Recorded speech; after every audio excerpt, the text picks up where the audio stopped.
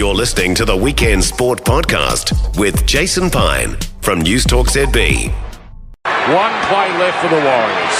It's just that sort of season for them. Another one goes astray for the Warriors, and the Canberra Raiders have snapped a losing streak which threatened to derail their season. It's not joy, it's relief. The Canberra Raiders scored one less try, but have held on. Never headed in this game, and they have beaten the Warriors 20 points to 18. Yeah, the Warriors' path to the NRL playoffs has become even tougher. 2018, they lost to the Raiders in the Australian capital last night. They'd clawed their way back from an early 14-0 deficit. But Warriors 5'8", Chanel Harris-Tavita missed a game-tying conversion from almost in front with 7 minutes to go. The Warriors actually outscored the Raiders 4-3, but just one of those tries was converted by Adam Pompey before he left the game with a knee injury. And Chanel Harris-Tavita took over the kicking and couldn't find the mark with any of his 3 conversion attempts. The result leaves the Warriors 12th on the ladder. 6 more matches to come this weekend, 7 rounds to play. Let's bring in hugely respected, vastly experienced rugby league journo Phil Buzz Rothfield. Phil, is it too simple to say better goal kicking would have won the Warriors that game?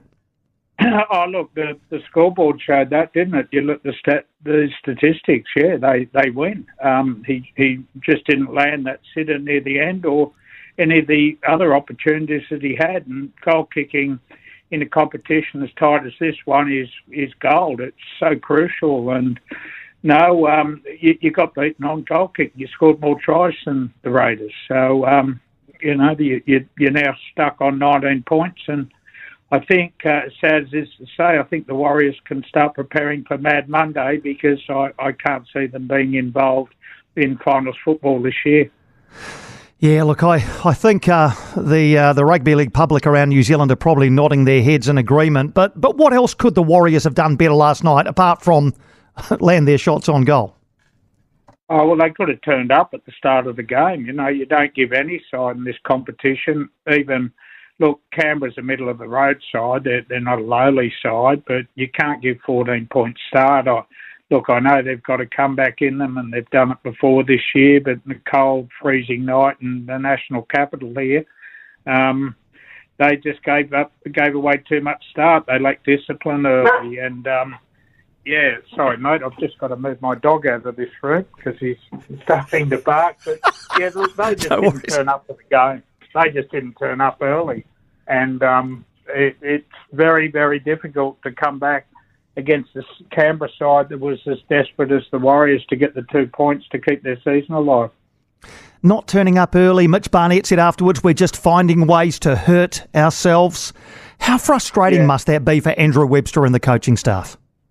Oh, well, it's hard to believe. You know, Andrew Webster, you don't go from a Dalian coach of the year to an ordinary coach. So, look, he knows what he's doing, but, you know, you've got injuries. Sean Johnson, Tara Harris, Luke Metcalf, guys like Rocco Derry are out. And, you know, but every side's got injuries. And you had a couple there in Origin, which hasn't helped, which is unusual for the Warriors to have 2 State of Origin players. They're phenomenal athletes, these guys, to back up from that colossal game at Suncorp the other night.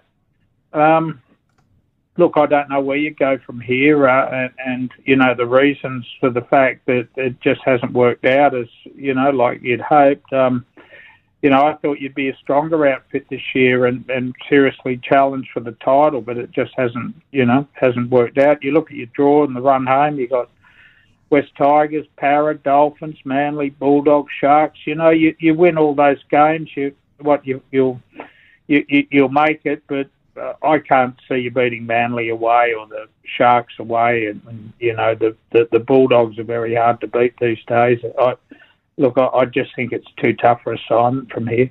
Phil, we all thought exactly what you said before, that this would be a team that would not only make the 8, but we were looking at, you know, is this a top 4 side? Is this a team that could finally, you know, really challenge for an NRL premiership or a championship? Have you seen this sort of thing happen before, that teams that are highly touted at the start of a season just somehow find a way to, you know, to disappoint their fans?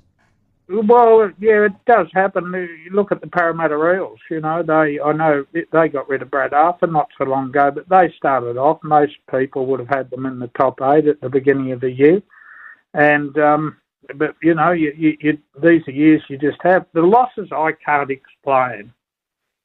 How can you get rolled 66-6 against the Titans? And I think the week after, or around that time, Storm put 38 points on them. So that's an average of 50 points in 2 games in a row, and that's just not the Warriors football and the mettle and the grit that this football side showed last year.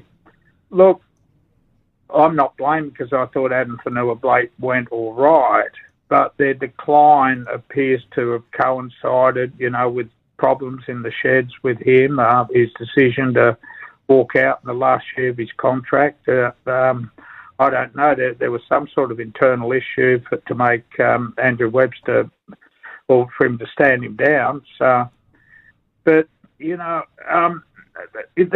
not only had a top 4 football side, I thought, but they had that massive, massive support. And they became nearly everyone's second team even in Australia because of what they've achieved since COVID.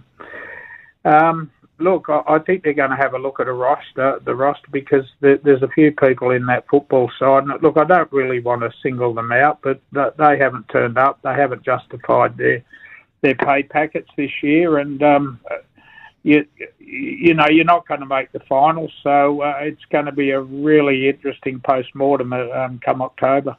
Just on that, if there is an acceptance, and there won't be because it's still a mathematical possibility, but if there's an acceptance, even privately, that the top 8 now looks unlikely, what should they be doing as a coaching staff? Should they be handing younger players, those who are contracted beyond the end of this season, game time?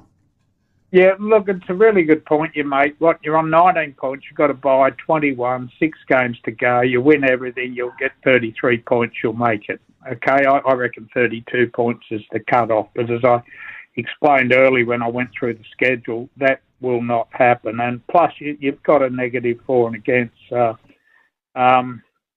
Look, I would give it another couple of weeks and see you've got a nice draw for a fortnight. You've got the West Tigers and Parramatta, so I'd stick with my A-grade side.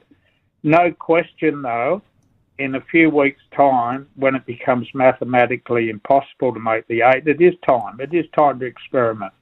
Because, and you know what, the guys who are going to miss out in selection won't have reason to go to Andrew Webster and say, this isn't fair, why am I?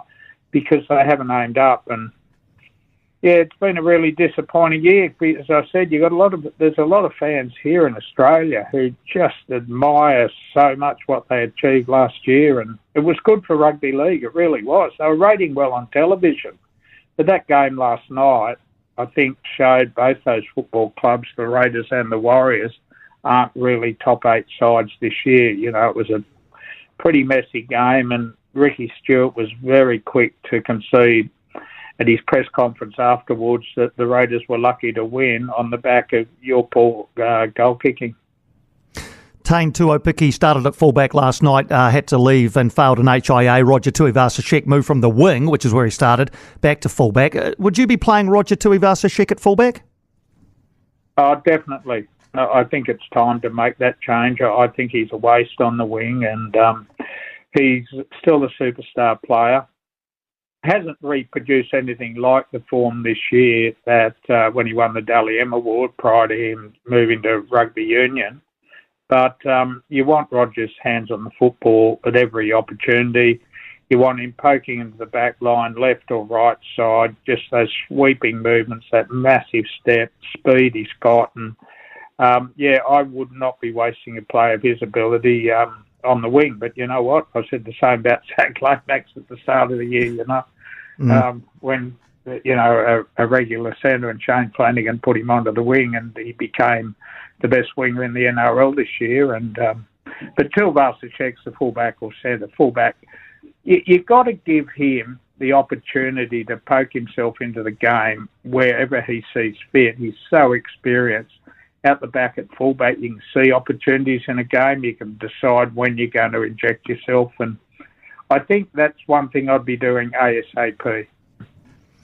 The interesting part, you mentioned Adam Fanua-Blake before. The interesting thing about the NRL is that you can sign for another team but still have a whole season to play with the team you're currently at. That's an odd rule, isn't it? Because there's always going to be question marks over guys, if they know they're leaving after the season.